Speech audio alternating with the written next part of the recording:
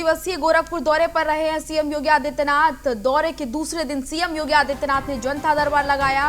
वृद्धाश्रम में दरबार लगाकर लोगों की समस्याओं को सुना, फरियादों को सुना, संबंधित अधिकारियों को उनकी समस्याओं को लेकर दिशा निर्देश दिए और उनकी समस्याओं को दूर करने के लिए भी अधिकारियों से कहा।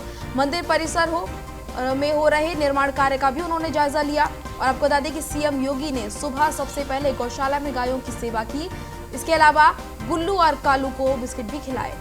तस्वीरें भी आप देखिए, ये तस्वीरें आपको दिखा रहे हैं जहां पर गायों की सेवा करते हुए सीएम योगी आदित्यनाथ नजर आ रहे हैं। और ये देखिए गुल्लू और कालू, इनको भी सीएम योगी आदित्यनाथ ने बिस्कुट खिलाया और फरियादियों की समस्याओं को सुना। आपको बता दें कि 2 दिन के गोरखपुर दौरे पर सीएम योगी आदित्यनाथ थे। आज दूसरा दिन उनके दौरे का था और यहाँ पर सीएम योगी आदित्यनाथ ने मंदिर परिसर में हो रहे निर्माण कार्यों का जायजा लिया, लोगों की समस्याओं को सुना, फरियादियों की समस्याओं को सुना। वृद्धाश्रम में जनता दरबार लगाया और जनता दरबार लगाकर लोगों की समस्याओं को यहाँ पर सीएम योगी आदित्यनाथ ने सुना। संवाददाता हरेंद्र दुबे हमारे साथ जुड़ गए हैं, हरेंद्र का रुख करेंगे। हरेंद्र, सीएम योगी आदित्यनाथ 2 दिन के दौरे पर थे और उन्होंने इस दौरान कई सारे काम किए हैं, जैसे कि जनता दरबार भी लगाया है और यहाँ पर फरियादियों की समस्याओं को सीएम योगी आदित्यनाथ ने सुना। और इसके बाद जो अधिकारी वहाँ पर मौजूद थे उनको तुरंत ही निर्देश दिए हैं कि सभी समस्याएं लोगों की दूर की जाए। जी, सबसे बड़ी बात रही कि उत्तर प्रदेश के मुख्यमंत्री योगी आदित्यनाथ जब गोरखपुर आते हैं तो खास तौर से गोरखपुर सहित पूर्वांचल की जनता की समस्याओं से अवगत होते हैं। जनता को उम्मीद होती है कि मुख्यमंत्री जब आते हैं तो जनता दरबार जरूर लगाएंगे और जनता दरबार में जाकर के जनता अपनी समस्या को कहती है। 2 दिवसीय दौरे पर उत्तर प्रदेश के मुख्यमंत्री गोरखपुर से आज सुबह 7:30 बजे जनता दरबार लगाया। जनता दरबार में पूर्वांचल के अनेक जिलों से जनता अपनी समस्या लेकर के पहुंची थी और मुख्यमंत्री से अपनी समस्या को अवगत कराया। खासतौर से मुख्यमंत्री योगी आदित्यनाथ ने जो अधिकारी मौजूद थे, मंडल के अधिकारी थे, जिले के अधिकारी थे, समस्त अधिकारियों को जिन जिन समस्याओं को लेकर के जनता पहुंची थी उन्हें संबंधित अधिकारियों को दिशा निर्देश दिया कि चौपाल लगा करके उनकी समस्या सुनी जाए, दोनों की समस्या सुन करके निस्तारण करने का काम किया जाए। अधिकारी भी लग चुके हैं। खासतौर से आज से आपको बता दें कि मुख्यमंत्री योगी आदित्यनाथ का एक कार्यक्रम मुहिम चल रही है कि मंडल प्रभारी, जो जिले के प्रभारी मंत्री हैं वो भी जाएंगे, जिले के जिम्मेदार अधिकारी, मंडल के अधिकारी चौपाल लगा करके गाँव में जनता की समस्याओं को सुनेंगे। उसको लेकर के यहाँ जो गोरखपुर जिले के जो अधिकारी हैं वो भी चौपाल लगा रहे हैं। तो कहीं न कहीं मुख्यमंत्री योगी आदित्यनाथ जो गोरखपुर में अधिकारियों को दिशा निर्देश दिया है उसका पालन करते अधिकारी नजर आ रहे हैं। आज के दिन अधिकारियों को जो निर्देशित किया है कि गांव में जाएं, उनकी समस्या सुने। खासतौर से कमिश्नर भी आज चौरी चौरा तहसील क्षेत्र के रसूलपुर जाने वाले हैं और चौरी चौरा की जनता की समस्याओं को सुन करके निस्तारण करने का काम करेंगे। तो मुख्यमंत्री के आदेश का पालन करते गोरखपुर जिले के अधिकारी नजर आ रहे हैं। जी हरेंद्र, जैसे कि हम देख पा रहे हैं तस्वीरों में कि जनता की समस्याएं तो सुनी ही है सीएम योगी आदित्यनाथ ने। इसके अलावा हम देख पाते हैं कि कई बार उनका बेजुबानों के प्रति प्रेम भी देखने को मिलता है। गुल्लू और कालू के साथ भी सीएम योगी आदित्यनाथ खास समय व्यतीत करते हुए नजर आते हैं। गायों को भी यहाँ पर खाना चारा खिलाते हुए नजर आते हैं और इस बार भी वो तस्वीरें नजर आ रही हैं। योगी आदित्यनाथ ऐसे सरल स्वभाव के व्यक्ति हैं कि हर व्यक्ति उनसे मिलता है। साथ ही साथ जहाँ इंसानों से प्रेम करते नजर आते हैं वहीं जानवरों से भी बहुत ज्यादा लगाव योगी आदित्यनाथ का रहता है। सुबह उठते हैं तो सबसे पहले पूजा आराधना करने के बाद गौशाला जाते हैं। गौशाला में जाकर के गायों को चारा खिलाने के बाद वह जो है कि फिर जनता की समस्याओं को सुनने के लिए जनता के पास पहुंचते हैं और जनता की समस्या सुन करके निस्तारण करने का अधिकारियों को दिशा निर्देश भी जारी करते हैं। जी चलिए हरेंद्र, तमाम जानकारी के लिए आपका बहुत बहुत धन्यवाद। आगे बढ़ेंगे। मथुरा दौरे पर डिप्टी सीएम केशव प्रसाद मौर्य पहुंचे हुए हैं। आपको बता दें कि सांस्कृतिक विद्यालय पहुंचे हैं डिप्टी सीएम केशव प्रसाद मौर्य। जिला प्रशिक्षण शिविर में डिप्टी सीएम ने हिस्सा लिया है। मथुरा दौरे पर हैं डिप्टी सीएम केशव प्रसाद मौर्य और इस दौरे के दौरान उन्होंने सांस्कृतिक विद्यालय पहुंचे हुए हैं वो, और यहाँ पर जिला प्रशिक्षण शिविर में भी उन्होंने हिस्सा लिया है। तस्वीरें आप देखिए, डिप्टी सीएम मथुरा दौरे पर हैं और इस दौरे के दौरान जिला प्रशिक्षण शिविर में डिप्टी सीएम ने हिस्सा लिया है। ये तस्वीरें आप देख सकते हैं किस तरह से वो पहुंचे थे और यहाँ पर उनका स्वागत किया गया था। ये तस्वीरें आपको दिखा रहे हैं। जिला प्रशिक्षण शिविर में हिस्सा लेने के लिए पहुंचे डिप्टी सीएम मथुरा दौरे पर हैं फिलहाल। आपको बता दें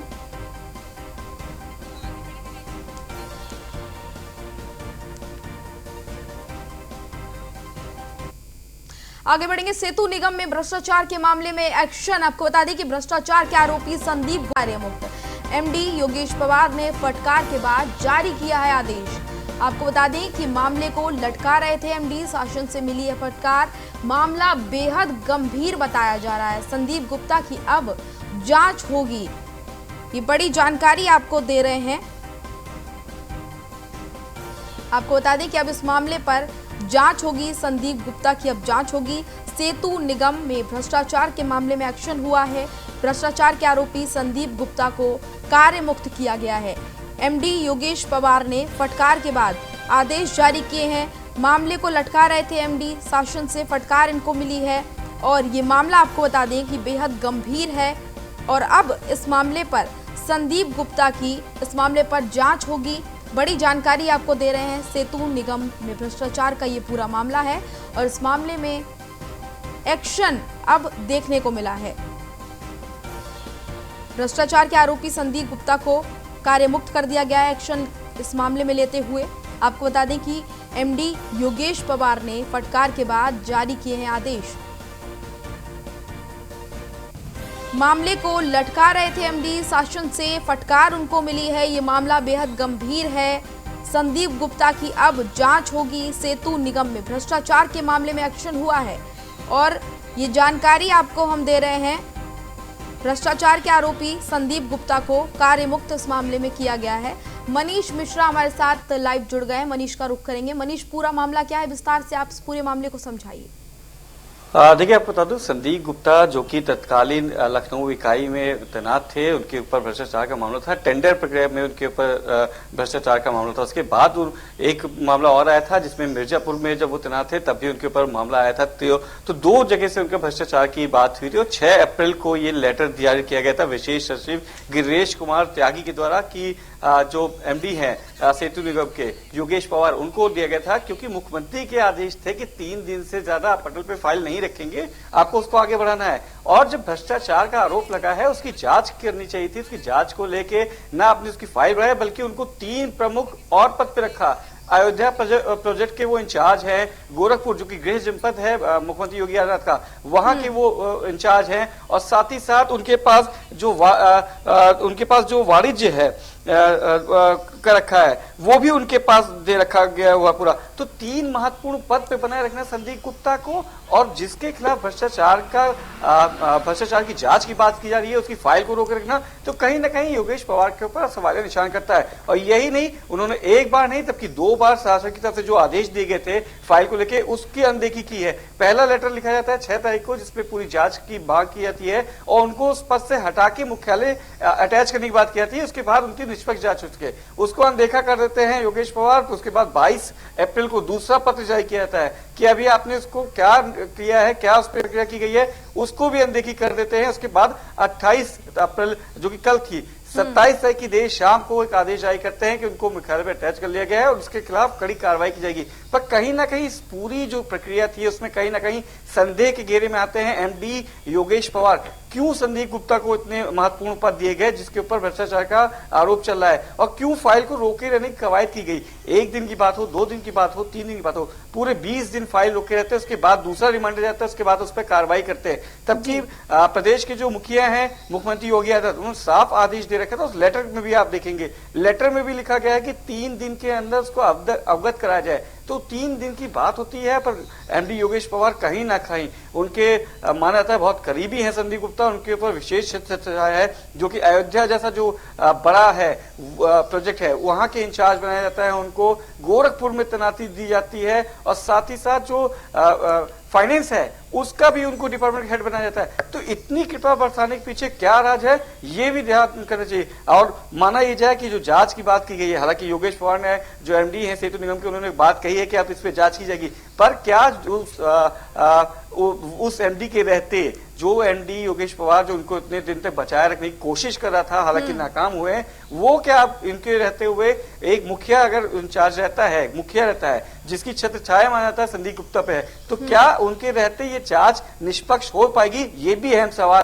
हालांकि जितेंद्र प्रसाद नए नवनियुक्त मंत्री हैं, अभी अभिन्न है, अभी उनको इस पूरे मामले की जांच पे मतलब उनको पता भी नहीं है। तो ऐसे में क्या एमडी का रहना सही है? एमडी योगेश पवार के खिलाफ भी कार्रवाई होनी चाहिए कि नहीं होनी चाहिए? क्योंकि उन्होंने एक आदेश की अनदेखी की, उसके बाद दूसरी जब उनको लेटर रिमाइंडर देना पड़ा। आपका मुखिया बैठे हैं, आप पूरे सेतु निगम के एमडी हैं, और तमाम जो मीटिंग्स होती हैं, जब पीडब्ल्यूडी का प्रेजेंटेशन हुआ होगा तो योगेश पवार वहां मौजूद थे। तो ऐसे में जब सख्त निर्देश दिए जाते हैं मुख्यमंत्री योगी आदित्यनाथ के लिए, उसकी अनदेखी की जाती है, तो कहीं ना कहीं संदीप गुप्ता के ऊपर छत्र छाया माना जाता है, विशेष कृपा कही जा सकती है एमडी योगेश पवार की। और ऐसे में एक सवाल उठता है कि सेतु निगम के एमडी के रहते हुए, योगेश पवार के रहते हुए, क्या संदीप गुप्ता की जो जांच है वो निष्पक्ष हो पाएगी कि नहीं, ये आने वाला वक्त बताएगा। जी मनीष, सवाल तो कई सारे हैं और मामला वाकई बेहद गंभीर है, और ये जो सवाल आप उठा रहे हैं ये सवाल भी वाकई बेहद गंभीर है, पर इस पर कोई प्रक्रिया सामने आई है संबंधित अधिकारियों की इससे रिलेटेड? देखिए, अभी क्योंकि मामला खुद जिस डिपार्टमेंट की बात कर रहे हैं उस डिपार्टमेंट के हेड की हो रही है, तो उसके ऊपर कोई बोलने को तैयार नहीं है। वहां के जो कर्मचारी हैं, वहां के लोग हैं, वो बोलने को तैयार नहीं है। पर आपको बता दूं, सेतु निगम का और विशेश तौर पे लापरवाही वाली चीजें ये बहुत पहले से देखने को मिलती है। हम बात करेंगे पिछले कुछ साल में, जब 18-19 की बात करेंगे, जब निर्माणाधीन पुल गिरा था वाराणसी में, तब भी इनकी कार्यशैली पे सवाल उठे थे, तब भी वहां के तत्कालीन एमडी के ऊपर भी सवाल उठे थे। तो सेतु निगम जो कि एक महत्वपूर्ण विंग है पीडब्ल्यूडी का, क्योंकि जोड़ता है, इंटरेक्ट करता है, आप जो दूरी होती है उसको जोड़ने काम करते हैं, ऐसे महत्वपूर्ण पद पे ऐसे आदमी को बैठाना जो कि आपके शासन का द्वारा, आपके सरकार के द्वारा जो निर्देश दिए जा रहे हैं, जो आप जो प्रेजेंटेशन दिया होगा, 100 दिन का जब प्रेजेंटेशन होगा, क्योंकि बतौर एमडी आप वहां पर रहे होंगे, मुख्यमंत्री ने साफ निर्देश दिए थे कि 3 दिन से ज्यादा फाइल को नहीं रोकेंगे। आप 20 दिन फाइल को रोकते हैं, 20 दिन के बाद आपको रिमाइंडर दिया जाता है विशेष सचिव के द्वारा, उनका लेटर फिर से जारी होता है, उसके बाद आप जागते हैं और करीब 26 से 27 दिन बाद आप उनके ऊपर कार्रवाई करने की एक लेटर जारी करते हैं, और वाराणसी के जो जोनल हैं उनके अधीन ये जांच आती है। पर सवाल यही उठता है कि योगेश पवार जो एमडी हैं, जिनकी विशेष कृपा रही है संदीप गुप्ता पे, 3 अहम पद पे उनको क्यों इतने दिन तक बनाए रखा? उनके ऊपर जांच चली है, किसी के ऊपर भ्रष्टाचार का आरोप लगा है, किसी के ऊपर टेंडर में हेराफेरी का आरोप लगा है। तो ऐसे व्यक्ति को क्या ऐसे महत्वपूर्ण चार्ज देने चाहिए? गोरखपुर जो कि गृह जनपद है, मुख्यमंत्री योगी आदित्यनाथ, अयोध्या ड्रीम प्रोजेक्ट है, सच है, कई सारे सवाल हैं और जांच पर भी अब सवाल उठ रहे हैं, तो इस पर भी अब ये लोगों के दिमाग में चीजें आएंगी, क्या जांच निष्पक्ष हो पाएगी? चलिए, आप तमाम जानकारी के लिए आपका बहुत बहुत धन्यवाद। आगे बढ़ेंगे। देश में बिजली संकट और गहरा गया है। गैस की कमी से कई पावर प्लांट बंद हो गए हैं। यूपी के भाजपा एमएलए को सताने लगी है चिंता। पीलीभीत के पूरनपुर एमएलए ने चिट्ठी लिखी है। एमएलए बाबूलाल पासवान का ऊर्जा मंत्री को पत्र लिखा गया है। उन्होंने कहा है चरमराई विद्युत व्यवस्था का संज्ञान लेने का उन्होंने आग्रह किया है। आपको बता दें कि बिजली व्यवस्था को लेकर ये पत्र लिखा गया है और ये कहा गया है कि ये जो चरमराई विद्युत व्यवस्था है इसका संज्ञान लिया जाए। लगातार संकट बिजली का गहराया है और उसको लेकर चिंता बनी हुई है। हमारे साथ संवाददाता अश्विनी द्विवेदी जुड़ गए हैं। अश्विनी का रुख करेंगे। अश्विनी, ये पत्र का पूरा मामला क्या है, इसके बारे में बताइए। देखिए, बिल्कुल आपको बता दूं कि उत्तर प्रदेश में जिस तरीके से इस समय बिजली की कटौती हो रही है उसको देखते हुए भारतीय जनता पार्टी के विधायक हैं बाबू लाल पासवान, जो कि पीलीभीत पूरनपुर विधानसभा से विधायक हैं, उन्होंने पत्र लिखा है और पत्र लिखकर ये चिंता जाहिर की है कि उत्तर प्रदेश और देश में जो इस समय बिजली का संकट बना हुआ है उसको दूर करने का प्रयास सरकार की तरफ से किया जाए। ऊर्जा मंत्री को पत्र लिखा गया है।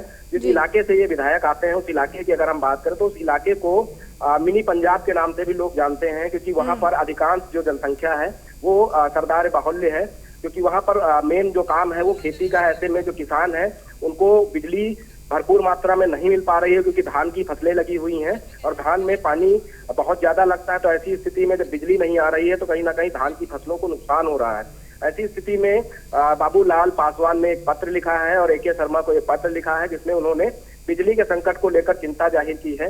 और साफ तौर पे जिस तरीके से इस समय उत्तर प्रदेश और देश में माहौल बना हुआ है कि बिजली बहुत कम बन पा रही है, कोयले की कमी है, उसको लेकर रेलवे की तरफ से भी तमाम जो है दिशा निर्देश जारी किए गए हैं। तमाम जो पैसेंजर और एक्सप्रेस ट्रेनें हैं उनको निरस्त किया गया है। उनकी जगहों पर अब जो मालवाहक ट्रेनें हैं वो चलेंगी। ज्यादा से ज्यादा मात्रा में जो कोयला है वो प्लांटों पर पहुंचाया जाएगा ताकि विद्युत आपूर्ति को बहाल किया जा सके। लेकिन इस तरीके का जो माहौल इस समय उत्तर प्रदेश में है, ग्रामीण इलाकों की बात कर ले तो मुश्किल को 10 घंटे बिजली मिल पा रही है। उसके बाद शहरी इलाकों बात करें तो शहरी इलाकों में भी लगातार बिजली की जो कटौती हो रही है उसको देखते हुए जो भाजपा के विधायक हैं बाबूलाल पासवान, उन्होंने ये पत्र लिखकर मांग की है कि ऊर्जा की आपूर्ति जो है सुनिश्चित कराई जाए। जी, लगातार बिजली संकट तो बना हुआ ही है। चलिए नीलेश चौहान, आपका तमाम जानकारी के लिए बहुत बहुत धन्यवाद। आगे बढ़ेंगे। मेरठ मंडल में सरकारी जमीन में कब्जे पर होगी गैंगस्टर की कार्रवाई। सरकारी जमीन कब्जाने वालों पर प्रशासन बड़ा एक्शन करेगा। आपको बता दें कि 29,000 वर्ग मीटर अर्बन सीलिंग की जमीन कब्जा मुक्त कराई जाएगी। आपको बता दें कि 25 करोड़ से ज्यादा कीमत की जमीन पर सरकारी बोर्ड लगे। भू माफियाओं ने सरकारी जमीन पर कब्जा किया था। मेरठ के बाद अब पूरे मंडल में चलेगा अभियान। कमिश्नर मेरठ सुरेंद्र सिंह की पहल पर बड़ी कार्रवाई की जाएगी। आपको बता दें कि जमीन कब्जाने पर गैंगस्टर एक्ट के तहत कार्रवाई होगी। ये बात सुरेंद्र सिंह ने कही है और माफियाओं की संपत्ति कुर्की करके भरपाई इसकी की जाएगी। तो ये बड़ी कार्रवाई जमीन कब्जाने वालों पर होगी। गैंगस्टर की कार्रवाई इनके ऊपर की जाएगी जिन्होंने जमीन पर कब्जा किया है। सरकारी जमीन कब्जा करने वालों पर अब शामत आएगी। सरकारी जमीन कब्जाने वालों पर प्रशासन बड़ा एक्शन करेगा। आपको बता दें कि 29,000 वर्ग मीटर अर्बन सीलिंग की जमीन कब्जा मुक्त कराई गई है। 25 करोड़ से ज्यादा कीमत की जमीन सरकारी बोर्ड इन पर लगे हैं। आपको बता दें इसके अलावा कि भूमाफियाओं ने सरकारी जमीन पर कब्जा किया था।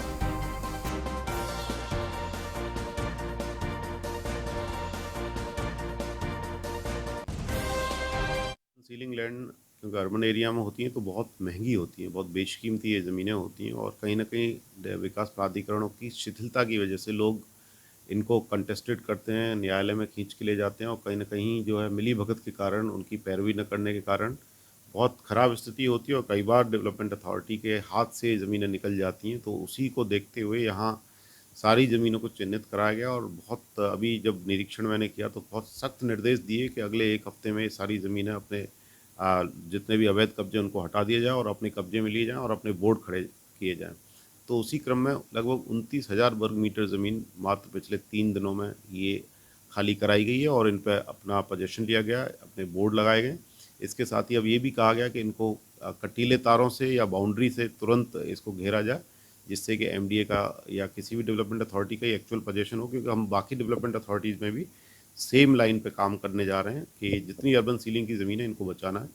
जहाँ पे किसी माननीय न्यायालय में भी अगर केस विचाराधीन है तो उसमें पहले पार्टी बन के प्लीड करना और उसकी सख्त बहुत अच्छी तरीके से पैरवी करके इन ज़मीनों को किसी भी कीमत पर अपने साथ। संवाददाता अतुल जुड़ गए। अतुल, भूमाफियाओं की अब खैर नहीं है, अब इनके ऊपर कार्रवाई बहुत कड़ी की जाएगी। गैंगस्टर एक्ट की कार्रवाई की बात सामने आ रही है। जी आकांक्षी, ये मेरठ की मामला है जिसमें लगातार मेरठ मंडल कमिश्नर ने अभी MDA का निरीक्षण किया था जिसमें साफ तौर पर निर्देश दिया था कि जो अधिकारी कुर्सी पर बैठ करके ही कलम चलाते हैं उनको फील्ड में भी उतरना पड़ेगा। 3 दिन के अंदर मेरठ जो कमिश्नर है, मेरठ प्रशासन द्वारा बड़ी कार्रवाई की गई है। लगभग 29,000 वर्ग मीटर की जमीन पर जो सरकारी जमीन पर भूमाफियाओं को कब्जा था उसको खाली करने का काम किया है। साथ ही वहां पर तारकशी करके बोर्ड लगाया गया है। चेतावनी दी गई है अगर दोबारा से कोई भूमाफिया इस पर कब्जा करता है तो सख्ती से कार्रवाई की जाएगी। लेकिन सबसे बड़ी बात यह कि जिस तरह से भूमाफिया सरकारी जमीनों पर कब्जा करते हैं तो कहीं ना कहीं अगर देखा जाए उत्तर प्रदेश के अंदर लगातार बुलडोजर चलते हुए नजर आ रहे हैं। मेरठ के अंदर लगातार सरकारी जो जमीनें हैं उन पर जो भूमाफियों के कब्जे हैं उन पर बुलडोजर चल रहा है। तकरीबन अगर बात की जाए तो मेरठ प्रशासन ने MDA विभाग ने 3 दिन के अंदर 25 करोड़ से ज्यादा की संपत्ति, जो सरकारी संपत्ति थी भूमाफियाओं का कब्जा था, उसको खाली कराने का काम किया है। और सबसे बड़ी बात अतुल, चलिए तमाम जानकारी के लिए बहुत बहुत धन्यवाद आपका। और बुलेटिन में फिलहाल इतना ही, मुझे दीजिए इजाजत, नमस्कार।